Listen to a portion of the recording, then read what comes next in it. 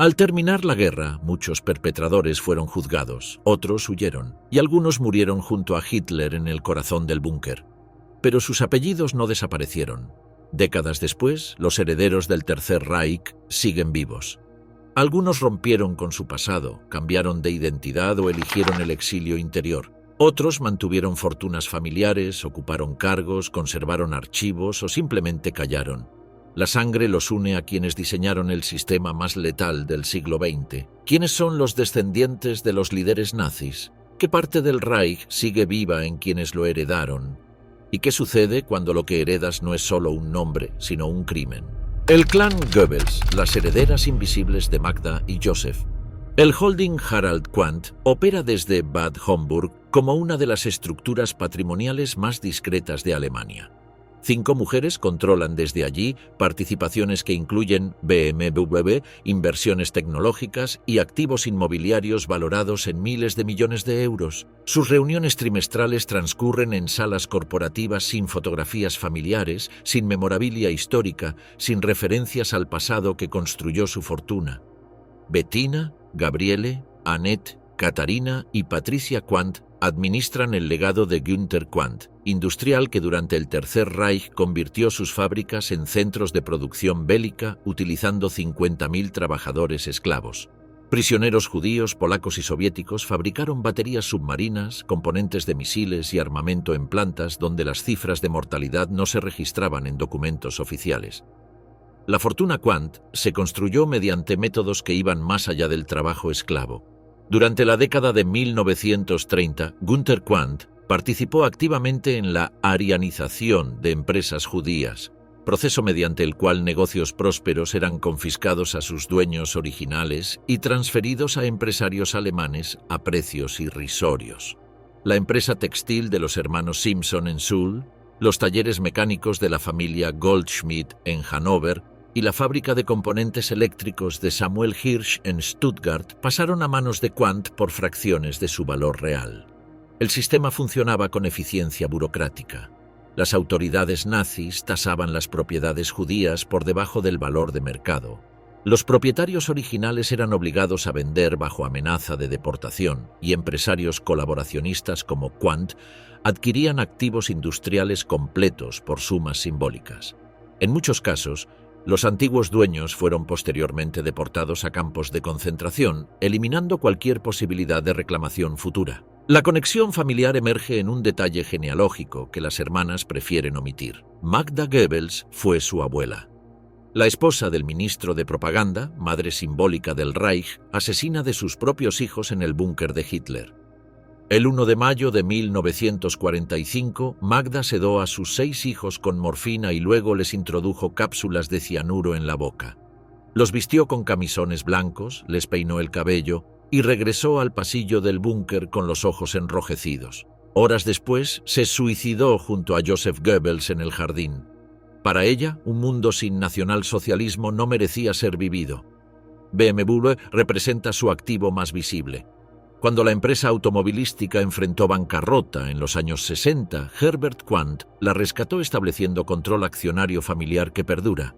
Las hermanas heredaron conjuntamente estas participaciones en 1978, convirtiéndose en accionistas principales de una marca que factura decenas de miles de millones anuales. Cada vehículo BMW vendido mundialmente genera dividendos que fluyen hacia cuentas bancarias cuyo origen último se remonta a cámaras de gas y barracones de trabajadores esclavos. Su gestión patrimonial evita cualquier exposición pública. No aparecen en listas de empresarias influyentes, no conceden entrevistas a medios financieros, no participan en foros económicos.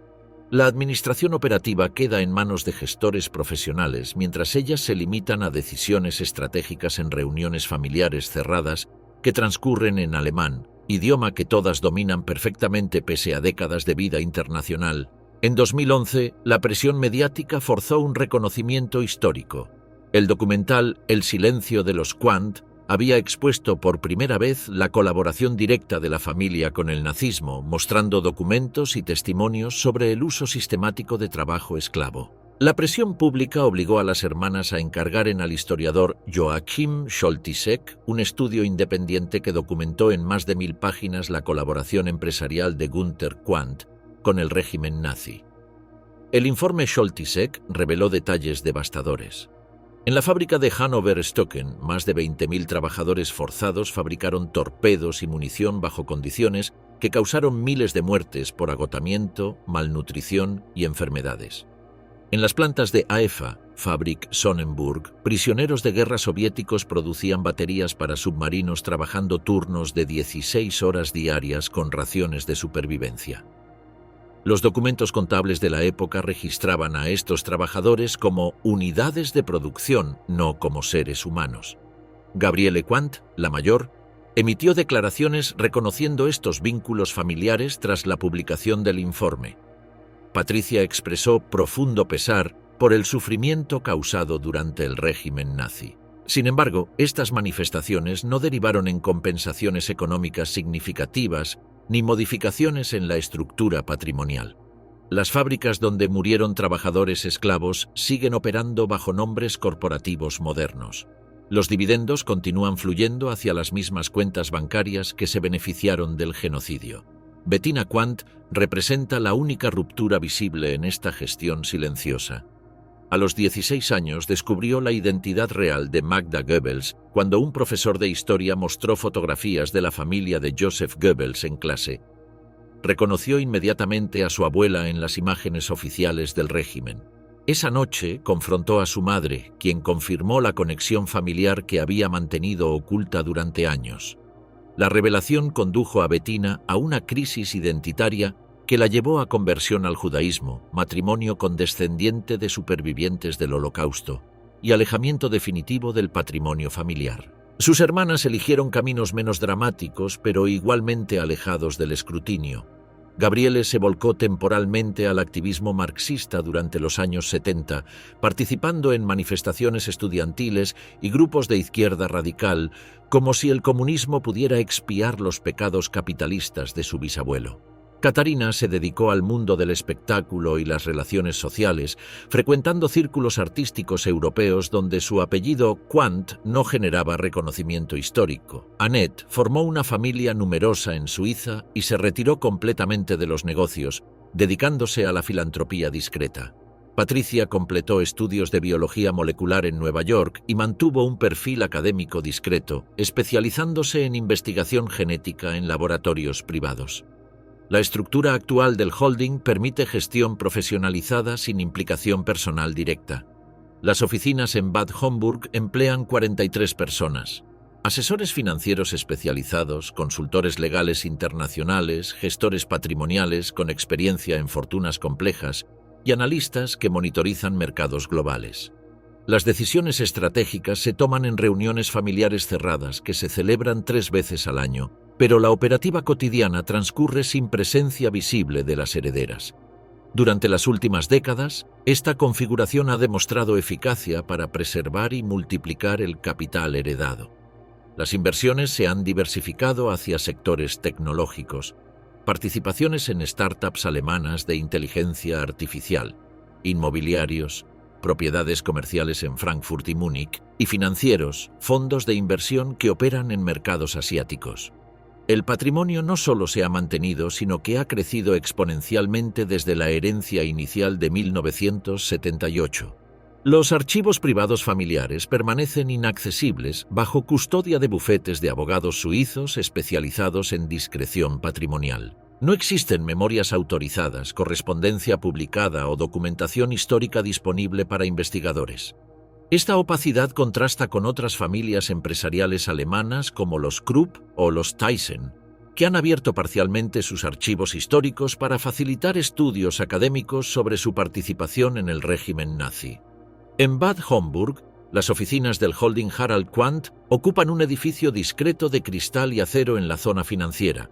Empleados jóvenes, tecnología moderna, informes trimestrales digitalizados, reuniones virtuales con gestores internacionales. La modernidad corporativa ha sepultado eficazmente el pasado criminal. Nada en las instalaciones indica que administran dividendos que tienen su origen último en el trabajo esclavo organizado por Heinrich Himmler y supervisado por Rudolf Höss. Las 5 hermanas han conseguido lo que muchos descendientes de jerarcas nazis no lograron: transformar una herencia comprometida en gestión patrimonial respetable que genera beneficios crecientes sin cuestionamientos públicos significativos. BMW cotiza en bolsas internacionales, genera empleo directo para 150.000 personas, produce vehículos valorados mundialmente por su calidad e innovación tecnológica. El origen de esa participación accionaria ha quedado reducido a nota histórica en estudios académicos que pocos leen y menos recuerdan. Los Höss, los nietos del comandante de Auschwitz. Rainer Höss convierte aulas escolares en tribunales históricos donde él mismo se sienta en el banquillo de los acusados, no como culpable, sino como portador de un apellido que abre heridas que otros prefieren mantener cerradas. Su oficina en Múnich acumula cartas de estudiantes que después de escucharlo escriben: «Nunca pensé que conocería al nieto del comandante de Auschwitz». Algunas expresan gratitud, otras confusión, varias contienen amenazas. Su organización Footsteps opera con presupuesto mínimo y agenda saturada, 150 conferencias anuales en escuelas alemanas, austriacas y polacas, acompañamiento a supervivientes octogenarios que visitan Alemania para testimoniar, participación en documentales que buscan explicar cómo fue posible Auschwitz. Su calendario no tiene espacios vacíos entre septiembre y junio, periodo durante el cual el sistema educativo europeo demanda constantemente su presencia. Rudolf Höss no fue simplemente el comandante de Auschwitz, fue el arquitecto de su transformación en la máquina de muerte más eficiente de la historia. Cuando llegó al campo en mayo de 1940, Auschwitz era una instalación relativamente pequeña diseñada para prisioneros políticos polacos. Bajo su administración se convirtió en un complejo industrial de exterminio que ocupaba 40 kilómetros cuadrados e incluía más de 40 subcampos. Höss vivió con su familia dentro del complejo, en residencia de 10 habitaciones construida específicamente para el comandante. La casa incluía cocina moderna, baños con agua caliente, biblioteca personal y jardín cuidado por prisioneros del campo. Sus 5 hijos crecieron viendo las chimeneas de los crematorios desde las ventanas de sus dormitorios. La familia tenía sirvientes forzados, 2 mujeres testigos de Jehová que limpiaban la casa y preparaban comidas bajo amenaza constante. Los niños Höss jugaban en el jardín mientras las cámaras de gas funcionaban a metros de distancia.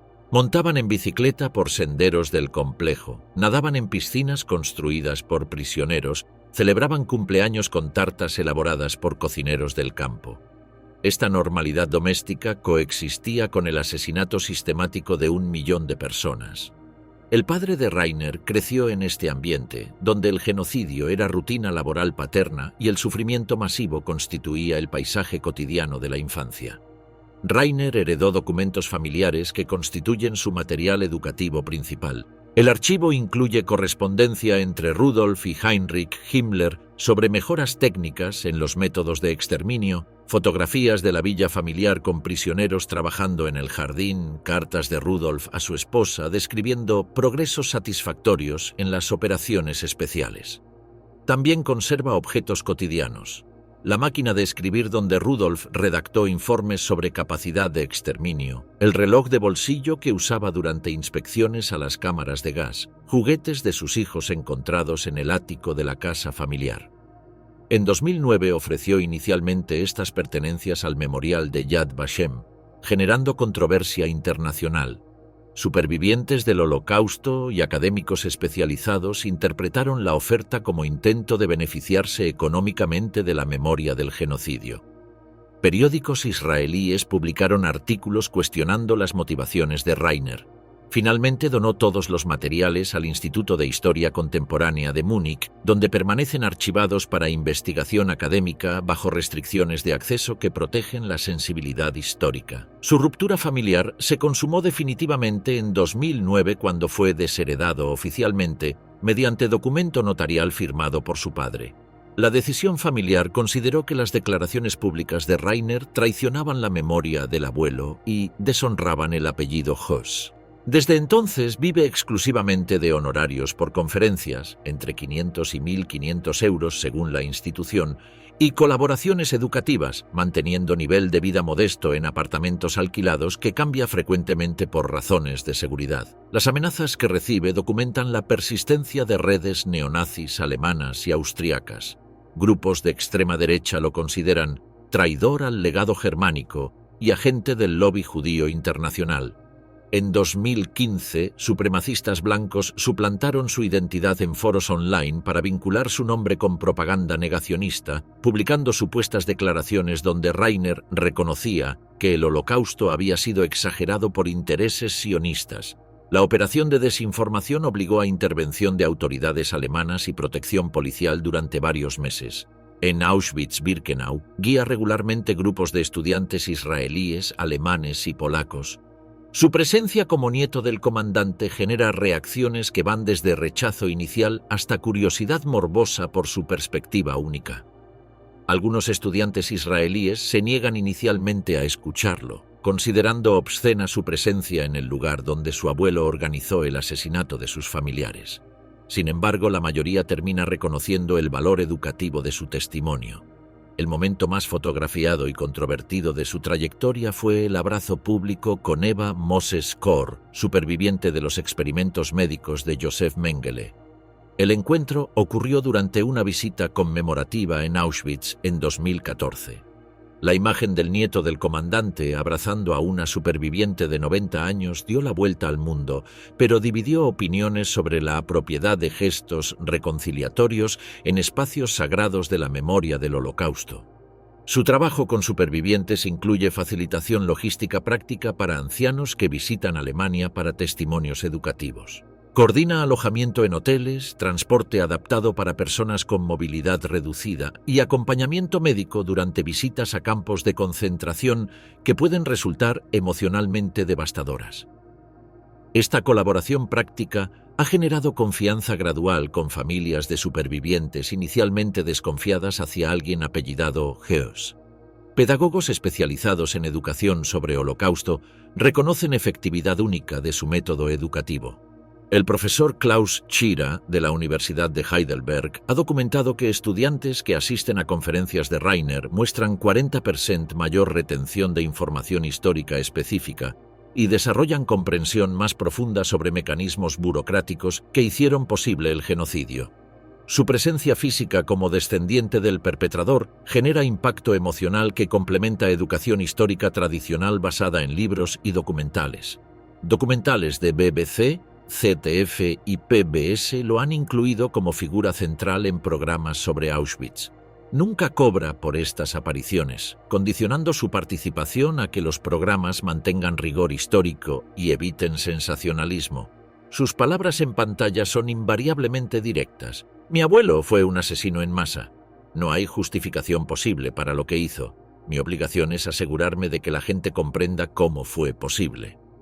Rainer vive en Múnich con pensión mínima del Estado alemán y apartamento modesto de 2 habitaciones que alquila mes a mes. Sus únicas posesiones valiosas son los documentos familiares que utiliza para educar y una biblioteca especializada en historia del Holocausto que ha construido durante décadas. El archivo personal que mantiene en casa incluye correspondencia original entre Rudolf Höss y Heinrich Himmler sobre mejoras técnicas en Auschwitz, fotografías nunca publicadas de la villa familiar y más de 3.000 cartas de supervivientes, estudiantes y académicos que le escriben después de sus conferencias. Este material constituye testimonio único sobre funcionamiento cotidiano del mayor campo de exterminio nazi desde la perspectiva de la familia del perpetrador. La sangre de Eamon Goth, Jennifer Tisch, la nieta afroalemana del comandante de Plaszow. Una biblioteca de Hamburgo se convirtió en epicentro de colapso identitario cuando Jennifer Tisch reconoció a su madre biológica en las páginas de un libro que narraba la historia de Monika Hertwig, hija de Eamon Goth, el comandante de Plaszow que disparaba a prisioneros desde su balcón. El verdugo inmortalizado por Ralph Fiennes en la lista de Schindler era su abuelo materno. El libro se titulaba Ich muss doch meinen Vater lieben, oder? Tengo que amar a mi padre, ¿verdad? Autobiografía de una mujer que había vivido toda su vida bajo la sombra de un criminal de guerra. La contradicción existencial era demoledora. Mujer afroalemana, criada en cultura alemana, educada en Israel, vinculada a comunidades judías, descubría que descendía del criminal nazi célebre por su crueldad sádica. Su piel negra, sus rasgos africanos, representaban exactamente lo que su abuelo habría considerado subhumano y destinado a exterminio según las leyes raciales que él mismo aplicaba diariamente en Plaszow. Amon Goeth llegó a Cracovia en febrero de 1943 con la misión de construir y dirigir el campo de concentración de Plaszow. Un mes después encabezó la liquidación brutal del gueto de Cracovia, operación que deportó a los trabajadores útiles al nuevo campo y asesinó al resto en las calles o los envió directamente a Auschwitz. También supervisó la eliminación del gueto de Tarnow, demostrando eficiencia administrativa que impresionó a sus superiores de las SS. Su presencia en Plaszow dejó huella de terror sistemático y sadismo personal. Cada mañana realizaba inspecciones durante las cuales ejecutaba prisioneros sin previo aviso por infracciones imaginarias. Caminar demasiado despacio, detenerse a descansar, mirar directamente a los guardias. Tenía 2 perros alemanes entrenados específicamente para despedazar prisioneros, animales que utilizaba como instrumento de tortura psicológica y física. Un cocinero fue asesinado porque la sopa estaba demasiado caliente, una costurera porque dobló mal una camisa, un carpintero porque tardó 5 minutos extra en completar una tarea. Jennifer había vivido en Tel Aviv durante sus 20s, aprendido hebreo fluido, establecido amistades profundas en comunidades judías israelíes. Su identidad se había construido conscientemente alrededor de vínculos culturales con Israel, rechazo del racismo alemán histórico y solidaridad con víctimas de genocidios. Había visitado Yad Vashem como peregrina, no como turista. Descubrir que era nieta directa del verdugo de Plaszow generó crisis psicológica que requirió hospitalización psiquiátrica durante 3 semanas en 2008. Su libro autobiográfico Amon, My Grandfather Would Have Shot Me se escribió en colaboración con la periodista Nicola Selmer durante proceso terapéutico que duró 2 años y medio. La obra incluyó investigación exhaustiva sobre Plaszow basada en testimonios de supervivientes, entrevistas con Helen Hirsch y Helen Jonas, las 2 criadas judías que trabajaron en la villa de Goeth, y reconstrucción minuciosa de silencios familiares que habían ocultado deliberadamente la identidad criminal del abuelo. El proceso de escritura reveló detalles devastadores sobre la vida cotidiana en Plaszow bajo administración de Goeth. La colina de Ujowa Gorka, dentro del campo, se convirtió en lugar habitual de ejecuciones masivas donde prisioneros eran obligados a cavar sus propias fosas antes de ser fusilados. Goeth aplicaba castigos colectivos sistemáticos. Si un prisionero escapaba, 10 eran asesinados por represalia. Si alguien era sorprendido robando comida, su barracón completo perdía raciones durante una semana. Random House publicó el libro en 2013, alcanzando inmediatamente estatus de bestseller en Alemania con más de 300.000 ejemplares vendidos en el primer año. Las traducciones a 15 idiomas, inglés, francés, español, italiano, holandés, sueco, noruego, danés, polaco, checo, húngaro, ruso, japonés, coreano y hebreo, y distribución internacional generaron regalías superiores a 800.000 euros que proporcionaron a Jennifer estabilidad económica para dedicarse exclusivamente a actividades educativas. Su residencia actual en Hamburgo refleja esta nueva identidad. Apartamento espacioso en distrito de Altona donde cría a sus 2 hijos, Niklas de 15 años y David de 12, rodeada de una biblioteca que combina libros sobre historia del Holocausto, cultura africana y literatura alemana contemporánea. Las paredes exhiben fotografías de sus viajes a Nigeria, país de origen de su padre biológico, Israel y Polonia, continentes y países que representan las vertientes complejas e irreconciliables de su herencia multicultural. Su trabajo como consultora intercultural con empresas alemanas utiliza su experiencia personal única para mejorar políticas de diversidad e inclusión corporativa. Volkswagen, Siemens, Deutsche Bank y BMW han contratado sus servicios para formar ejecutivos sobre sensibilidad cultural en el contexto alemán contemporáneo. Sus honorarios, entre 2.000 y 5.000 euros por jornada de trabajo, reflejan la especificidad de su expertise. mujer afroalemana, descendiente de criminal nazi que comprende desde dentro las complejidades de identidad, memoria y responsabilidad histórica. Las conferencias que imparte siguen estructura específica desarrollada tras años de experiencia. Comienza narrando su descubrimiento familiar sin dramatización excesiva, continúa analizando contradicciones identitarias que representa su existencia, víctima potencial de su propio abuelo, y concluye reflexionando sobre racismo histórico y contemporáneo. Sus intervenciones duran exactamente 90 minutos, incluyen 30 minutos de preguntas y terminan siempre con la misma frase. La sangre no determina el destino, pero la conciencia sí determina las decisiones. Cadenas alemanas e internacionales han documentado su historia extensivamente. CNN, BBC y ARD han producido reportajes extensos sobre su caso, con especial énfasis en la paradoja racial que representa su existencia. El cortometraje animado Holy Holocaust adaptó su experiencia utilizando técnicas de animación que visualizan la fractura identitaria, mientras documentales como Descendants of the Reich y My Nazi Legacy la presentan como figura central del debate contemporáneo sobre herencia nazi. Una agencia de representación londinense gestiona estas apariciones, coordinando honorarios que oscilan entre 5.000 y 15.000 euros según la producción y alcance internacional. Jennifer cría a sus hijos en Hamburgo explicándoles gradualmente su historia familiar sin convertirla en secreto vergonzoso ni en obsesión dominante. Sus metodologías pedagógicas para abordar herencias históricas complejas han sido estudiadas y adoptadas por terapeutas familiares alemanes especializados en trauma intergeneracional. Yad Vashem utiliza sus materiales educativos en programas internacionales, mientras el Goethe-Institut la incluye regularmente en conferencias sobre construcción de identidad alemana contemporánea en contextos multiculturales. Su próximo proyecto editorial explorará específicamente la experiencia de sus hijos como tercera generación descendiente de criminal nazi. La editorial Rowohlt ha mostrado interés comercial significativo en esta perspectiva, que examinaría cómo niños contemporáneos procesan el conocimiento de tener bisabuelo criminal de guerra, siendo ellos mismos ciudadanos alemanes de origen mixto, en una sociedad que se define como multicultural, pero mantiene tensiones raciales persistentes.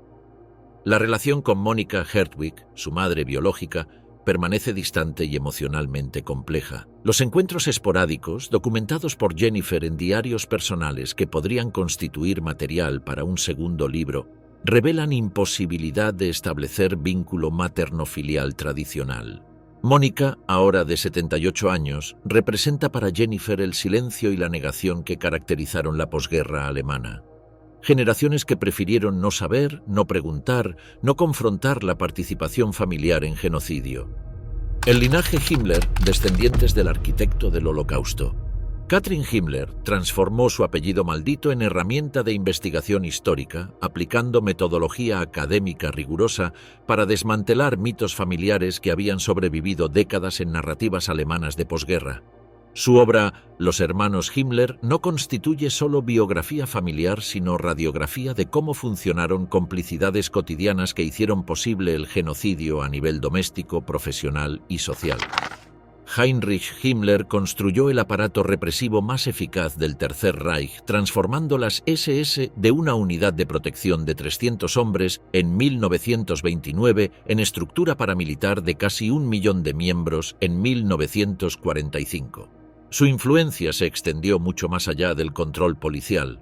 Desde 1943 dirigió también el Ministerio del Interior del Reich, articulando una administración estatal completa basada en terror sistemático, clasificación racial y exterminio industrial. Bajo su mando nacieron los Einsatzgruppen, escuadrones móviles de aniquilación que siguieron al ejército alemán en su invasión de Europa Oriental, ejecutando comunidades enteras de judíos, intelectuales polacos, funcionarios soviéticos y gitanos. Estos grupos asesinaron más de 1 millón de personas mediante fusilamientos masivos en bosques, barrancos y fosas comunes. Himmler también centralizó la red de campos de concentración bajo administración especializada de las SS, convirtiendo Dachau, Buchenwald, Mauthausen y posteriormente Auschwitz en centros de exterminio industrial. La investigación de Katrin documentó que Ernst Himmler, su abuelo, no había sido el espectador pasivo presentado en narrativas familiares durante décadas. Miembro activo de las SS desde 1933 con número de afiliación 239.795, Ernst trabajó como ingeniero de sonido en la Reichsrundfunkgesellschaft, Radio Nacional del Reich, posición que lo convirtió en colaborador directo de la maquinaria propagandística nazi. Desde esta función técnica participó en la difusión de discursos de Hitler, emisiones antisemitas y programas que preparaban psicológicamente a la población alemana para aceptar medidas genocidas. Los documentos descubiertos por Katrin en archivos familiares incluían cartas donde Ernst expresaba entusiasmo por las medidas necesarias contra elementos indeseables y recomendaba específicamente la deportación de ingenieros judíos de empresas donde realizaba trabajos técnicos. Una carta fechada en marzo de 1943, dirigida a autoridades laborales de Múnich, describe como urgente y necesaria la reubicación de Samuel Goldstein, técnico en radioelectrónica cuya presencia afecta la moral alemana del equipo de trabajo. Goldstein fue deportado a Theresienstadt 6 semanas después. Su formación académica en ciencias políticas en la Universidad Libre de Berlín le proporcionó herramientas metodológicas para abordar sistemáticamente la historia familiar sin caer en justificaciones emocionales ni negaciones defensivas. Completó investigación doctoral sobre política exterior alemana contemporánea, centrándose específicamente en relaciones entre la República Federal y Israel, tema que adquirió dimensión personal cuando conoció a su futuro esposo durante investigación en archivos diplomáticos israelíes. La publicación de Los hermanos Himmler en 2005 se basó en análisis riguroso de más de 1000 cartas privadas intercambiadas entre Heinrich, su esposa Margarete, su hija Gudrun y familiares externos al círculo inmediato del poder nazi. Estos documentos, conservados en cajas de cartón en el sótano de la casa familiar, revelaron un proceso gradual de interiorización de ideología nazi en vida doméstica cotidiana de una familia alemana de clase media educada. Las cartas mostraban cómo Heinrich describía sus actividades criminales a su familia utilizando eufemismos burocráticos que ocultaban la realidad del exterminio detrás del lenguaje administrativo. Referencias a reasentamientos, medidas especiales, solución de problemas demográficos y limpieza territorial aparecían en correspondencia familiar junto a comentarios sobre vacaciones, salud de los niños y asuntos domésticos. Esta normalización lingüística del genocidio ilustraba cómo familias alemanas procesaron y aceptaron crímenes masivos mediante desconexión semántica entre acciones y consecuencias. Su trabajo no documentó únicamente crímenes individuales, sino que analizó los mecanismos familiares y sociales que construyeron narrativas justificatorias durante la posguerra. La investigación reveló cómo miles de familias alemanas adoptaron discursos donde sus parientes no sabían lo que realmente ocurría, solo cumplían órdenes, intentaron ayudar cuando pudieron, o se opusieron internamente aunque no pudieron expresarlo. Estas construcciones míticas bloquearon comprensión real del funcionamiento del régimen nazi y facilitaron reintegración social de perpetradores sin asumir responsabilidad histórica. Las reacciones familiares a la publicación fueron inmediatas y divisivas. Sectores conservadores de la familia Himmler, especialmente tíos y primos de la rama bávara, acusaron a Katrin de traicionar la memoria familiar y ensuciar el apellido por dinero judío. Algunos parientes cortaron comunicación definitivamente, excluyéndola de reuniones familiares y celebraciones tradicionales. Simultáneamente, grupos neonazis alemanes y austríacos la amenazaron por deshonrar la grandeza del Reichsführer y servir a intereses antialemanes. Estas amenazas, documentadas por la policía alemana, requirieron precauciones de seguridad durante los 2 años posteriores a la publicación. Su decisión de mantener el apellido Himmler, contrariamente a otros descendientes que lo cambiaron legalmente, responde a una convicción ética y metodológica específica. Considera que modificar el nombre no altera la historia familiar ni elimina responsabilidades heredadas, y prefiere demostrar públicamente que el apellido Himmler puede estar asociado con investigación rigurosa, responsabilidad histórica y compromiso con la memoria más que exclusivamente con crímenes genocidas. Esta posición la distingue de primos que cambiaron sus apellidos a variaciones como Himmel o Himmels para evitar reconocimiento público. Desde su residencia en Berlín, específicamente en el distrito de Prenzlauer Berg, gentrificado donde vive en apartamento de 4 habitaciones con biblioteca especializada, Katrin desarrolla carrera dual como politóloga en relaciones internacionales y como investigadora histórica independiente. Su domicilio refleja esta doble dedicación. Estanterías que combinan literatura académica sobre diplomacia contemporánea con archivos históricos familiares, documentación sobre el funcionamiento de las SS y correspondencia personal que constituye la base de trabajo continuado sobre memoria alemana. Su situación familiar actual incluye matrimonio desde 2001 con Ari Paltiel, ciudadano israelí especialista en historia europea contemporánea que conoció durante investigación en archivos de Yad Vashem. Su hijo, Daniel Himmler Paltiel, nacido en 2003, representa convergencia simbólica de memorias históricas aparentemente irreconciliables. Nieto de víctima del Holocausto por línea paterna, bisnieto del arquitecto del Holocausto por línea materna. Esta configuración familiar ha llevado a Katrin a desarrollar enfoques pedagógicos específicos para explicar historias complejas sin generar trauma psicológico innecesario, pero sin ocultar responsabilidades históricas fundamentales. Universidades alemanas, israelíes y estadounidenses solicitan regularmente sus servicios como conferencista especializada en transmisión intergeneracional de memoria histórica.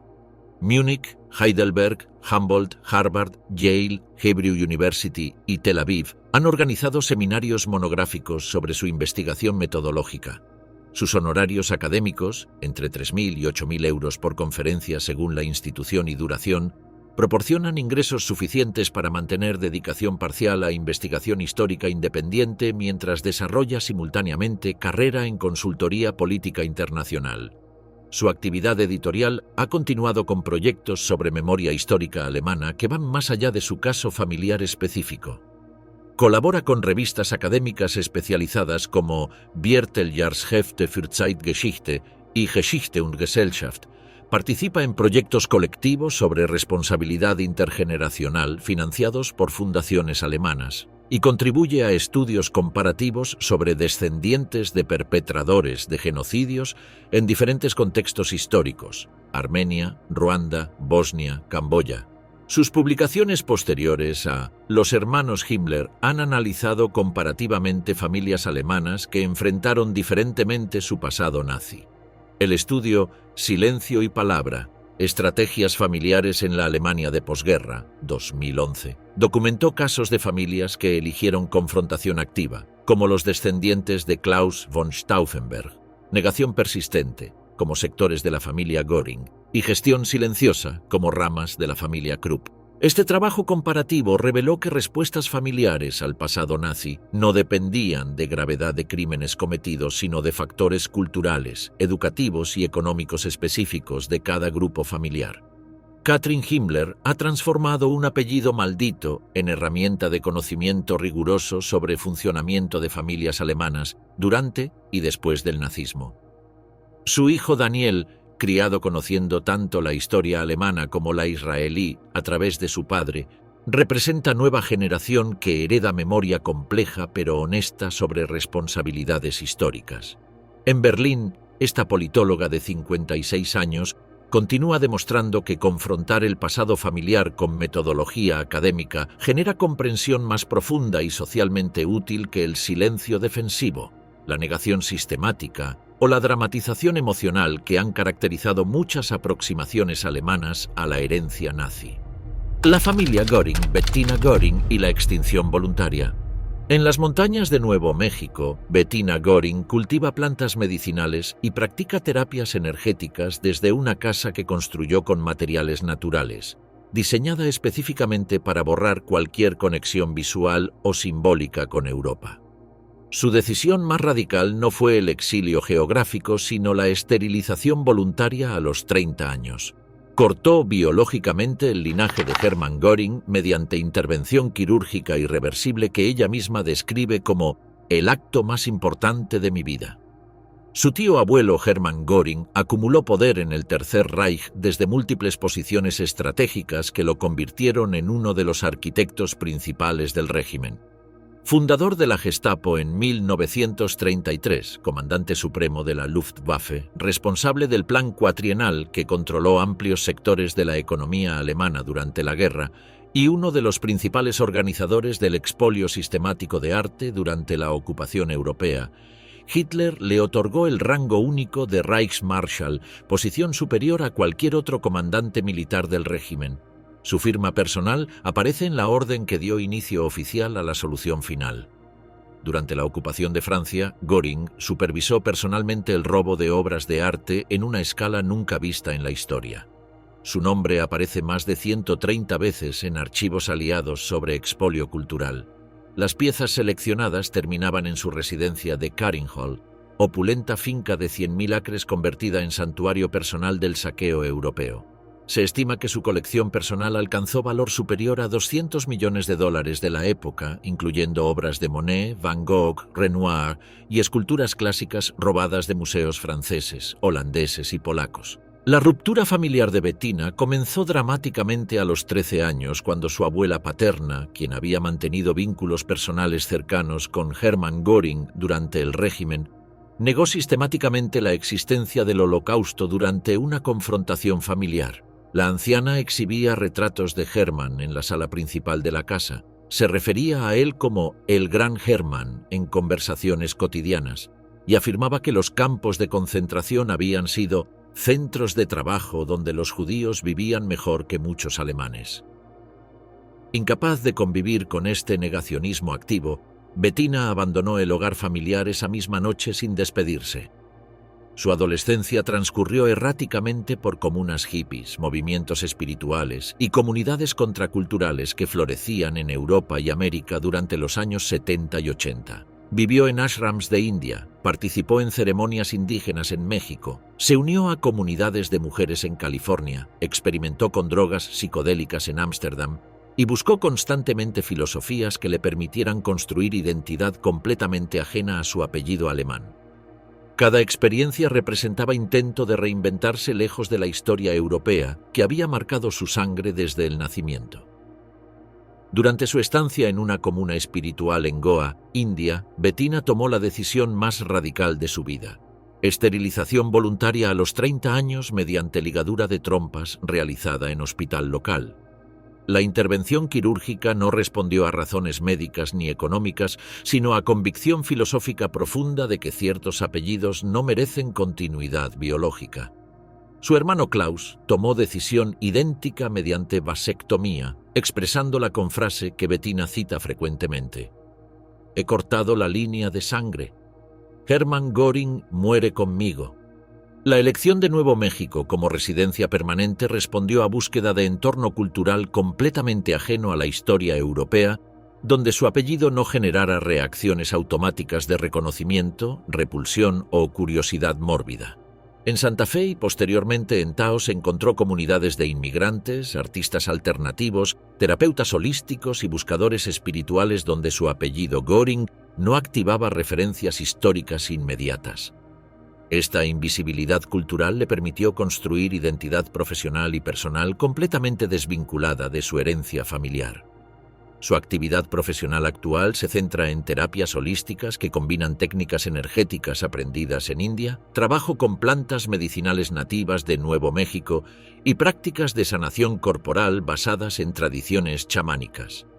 Atiende clientela local en su domicilio, entre 15 y 20 pacientes regulares. Participa ocasionalmente en retiros espirituales organizados en la región por comunidades New Age y ofrece sesiones de liberación emocional para personas que han experimentado traumas familiares. Sus ingresos mensuales oscilan entre $2.000 y $3.000, suficientes para mantener nivel de vida austero pero cómodo. Ocasionalmente aparece en documentales como Bloodlines, 2007, y Hitler's Children, 2011, pero únicamente bajo condiciones contractuales estrictas que eviten sensacionalismo, dramatización excesiva o enfoques que conviertan su historia en espectáculo mediático. No busca atención pública ni considera su experiencia como mensaje político universal. Su vida en Taos transcurre deliberadamente alejada de debates sobre memoria histórica, educación sobre Holocausto o responsabilidades intergeneracionales alemanas. La esterilización que se practicó a los 30 años, junto con la decisión idéntica de su hermano Klaus, representa el final biológico definitivo del linaje directo de Hermann Göring. Ambos hermanos consideraron conscientemente que ciertos apellidos, por la magnitud de los crímenes asociados, no merecen continuidad genética en generaciones futuras. Esta decisión radical ilustra hasta qué punto algunos descendientes están dispuestos a llegar para romper completamente con herencias históricas que consideran moralmente intolerables. Su casa actual en las afueras de Taos, construida con adobe y madera reciclada según técnicas arquitectónicas tradicionales del suroeste americano, funciona simultáneamente como residencia privada y espacio terapéutico donde recibe clientes. El entorno está diseñado intencionalmente para promover tranquilidad emocional y desconexión completa de referencias europeas, jardines con plantas medicinales nativas, espacios de meditación orientados según principios de Feng Shui, ausencia total de objetos, libros, música o imágenes que remitan a Alemania, nazismo o historia europea del siglo XX. En las montañas de Nuevo México, rodeada de paisajes desérticos que no existen en Europa, Bettina ha encontrado la paz interior que le fue sistemáticamente negada durante sus primeros 30 años en Alemania. Su rutina diaria incluye meditación al amanecer, cuidado de jardines medicinales, sesiones terapéuticas con clientes locales y participación en ceremonias espirituales de comunidades indígenas que la han aceptado como miembro honorario. A los 73 años, esta mujer, que heredó uno de los apellidos más tóxicos de la historia moderna, ha conseguido construir una existencia completamente desconectada de su origen familiar, demostrando que es posible cortar radical y definitivamente con herencias históricas mediante decisiones personales extremas pero coherentes con convicciones éticas profundas. Los Eichmann, herederos del logístico del genocidio.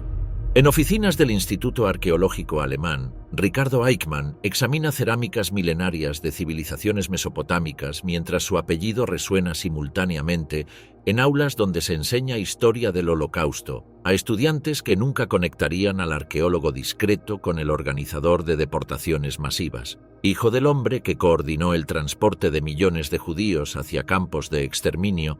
Ha construido meticulosamente una carrera académica especializada en civilizaciones que florecieron miles de años antes de que existiera el nacionalsocialismo. Adolf Eichmann coordinó desde la Oficina Central de Seguridad del Reich, RSHA, la deportación sistemática de millones de judíos europeos hacia campos de exterminio entre 1941 y 1945. Su responsabilidad logística específica incluyó organización de horarios ferroviarios que transportaban entre 3.000 y 5.000 personas diarias hacia Auschwitz, coordinación administrativa con autoridades locales de países ocupados para facilitar reasentamientos, y gestión burocrática del saqueo sistemático de propiedades judías que financiaba parcialmente las operaciones de deportación. Eichmann redactó personalmente el acta oficial de la Conferencia de Wannsee del 20 de enero de 1942, reunión donde 15 altos funcionarios nazis planificaron administrativamente el genocidio de 11 millones de judíos europeos. Su departamento Gutato B4 del RSHA centralizó información sobre comunidades judías en todos los territorios ocupados. Organizó el despojo sistemático de propiedades antes de las deportaciones y coordinó con autoridades ferroviarias alemanas el transporte masivo hacia centros de exterminio. Durante la ocupación de Hungría en 1944, Eichmann supervisó personalmente las deportaciones más intensivas de toda la guerra. Más de 400.000 judíos húngaros fueron enviados a Auschwitz en apenas 8 semanas, operación que asombró por su eficiencia incluso a oficiales de las SS experimentados en genocidio. Su participación no se limitó a cumplimiento de órdenes superiores. Documentos judiciales del proceso de Jerusalén revelan que expresaba satisfacción personal por la solución eficaz del problema judío y afirmaba que llevar a la tumba la responsabilidad de millones de muertes le producía orgullo profesional. La especialización académica de Ricardo en egiptología y arqueología del Cercano Oriente lo ha llevado durante 4 décadas a dirigir excavaciones en Tel Halaf, Siria, proyectos de investigación en Petra, Jordania, y estudios sobre urbanismo antiguo en yacimientos del Líbano. Su oficina en Múnich está decorada exclusivamente con mapas topográficos de yacimientos arqueológicos, fragmentos cerámicos catalogados según cronologías milenarias y fotografías de equipos internacionales de excavación, donde aparece como especialista técnico, nunca como figura histórica controvertida. Su distanciamiento ideológico y emocional de la familia comenzó durante la adolescencia, cuando investigó independientemente, sin apoyo ni orientación familiar, los crímenes documentados de su padre mediante lecturas en bibliotecas públicas y archivos judiciales alemanes.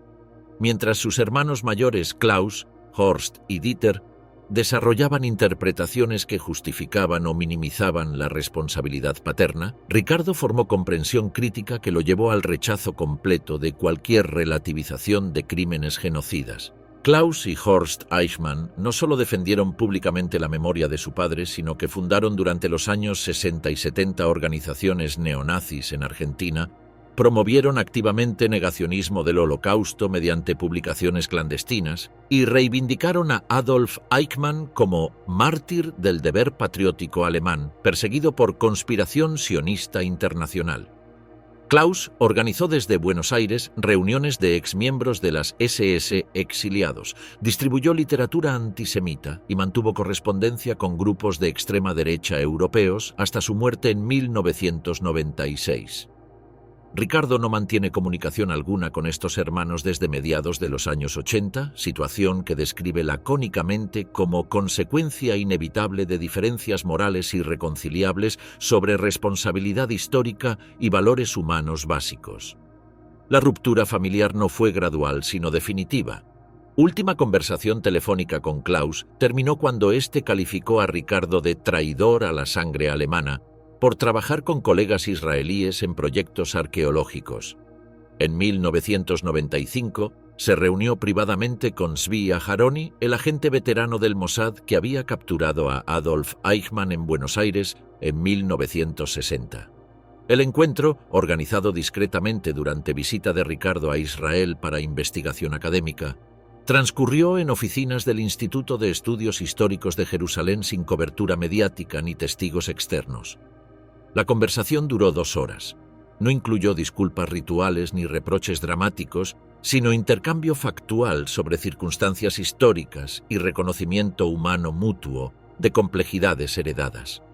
Ricardo declaró después del encuentro que comprendía perfectamente la necesidad histórica de la captura y ejecución de mi padre, aunque personalmente me oponga a la pena de muerte como principio. Esta declaración, publicada únicamente en revista académica especializada, ilustra su aproximación intelectual a cuestiones que otros descendientes abordan desde perspectivas emocionales, victimizadoras o negacionistas.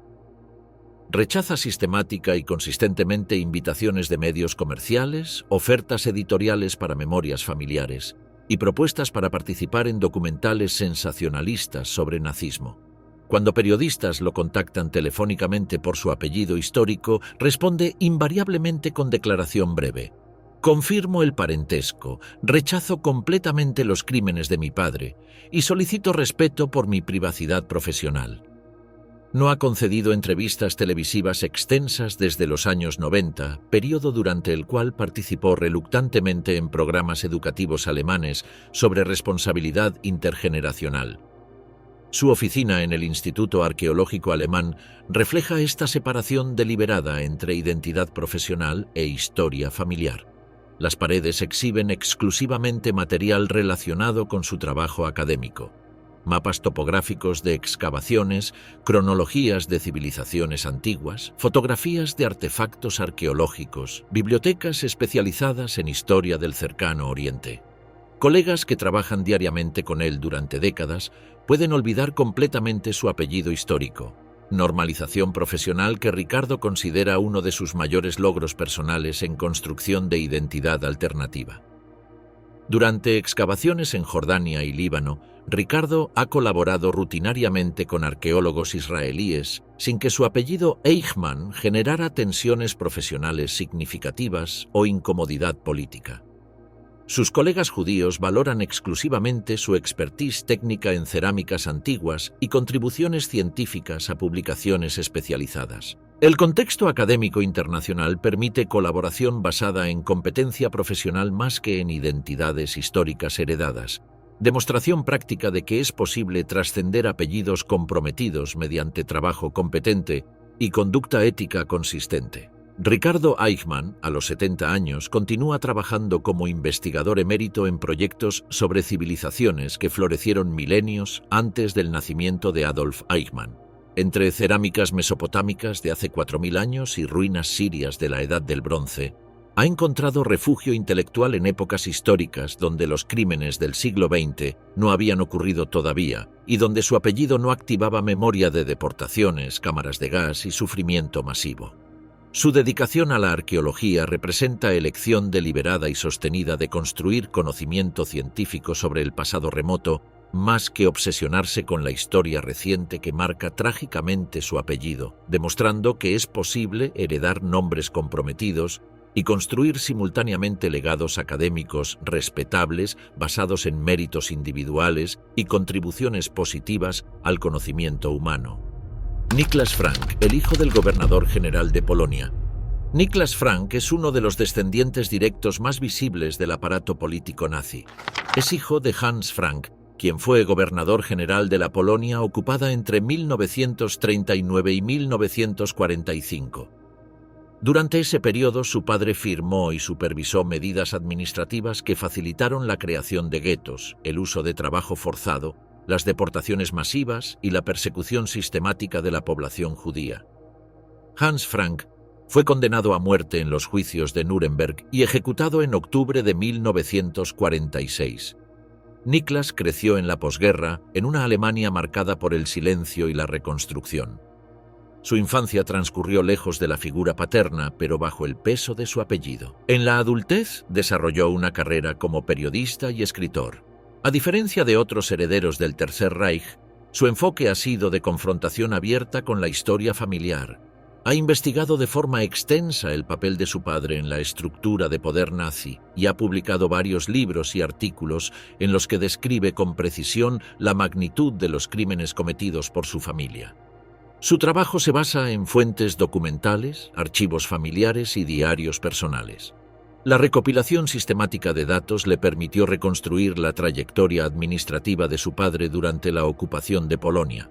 Hans Frank residió en el castillo de Wawel, en Cracovia, donde dirigía la administración civil del gobierno general. Desde allí firmaba decretos que afectaban a millones de personas, incluyendo órdenes para la segregación, deportación y represión de comunidades enteras. Niklas Frank ha dedicado gran parte de su vida a difundir esta información en medios educativos. Ha participado en documentales y ha dado conferencias en escuelas y universidades alemanas, explicando la estructura de poder del nazismo desde una perspectiva familiar directa. No busca notoriedad pública ni se presenta como víctima. Utiliza el acceso que tiene a documentación privada para contribuir a la educación histórica en Alemania. A lo largo de las décadas, ha mantenido una posición activa en el debate sobre la responsabilidad intergeneracional. Considera que los vínculos familiares con criminales de guerra no deben ser ocultados ni suavizados. Su objetivo ha sido siempre evidenciar cómo las decisiones tomadas por figuras como su padre tuvieron consecuencias directas en millones de personas y cómo esas decisiones fueron tomadas con conocimiento de causa dentro de una estructura racionalizada de exterminio. Niklas no ha intentado borrar su apellido ni reconstruir una nueva identidad. Vive en Hamburgo, en un entorno urbano alejado de cualquier simbología relacionada con su pasado familiar. Su vida cotidiana transcurre sin ostentación y sin exposición innecesaria.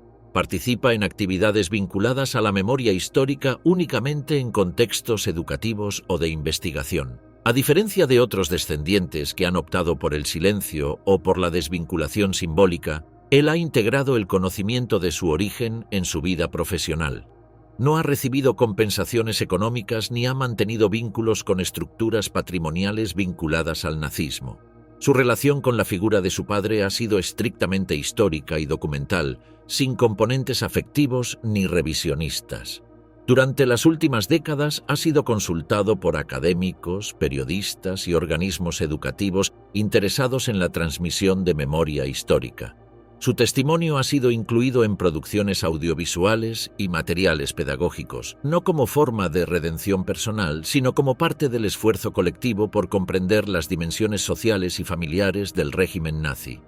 Niklas Frank representa un caso particular dentro de los herederos del Tercer Reich.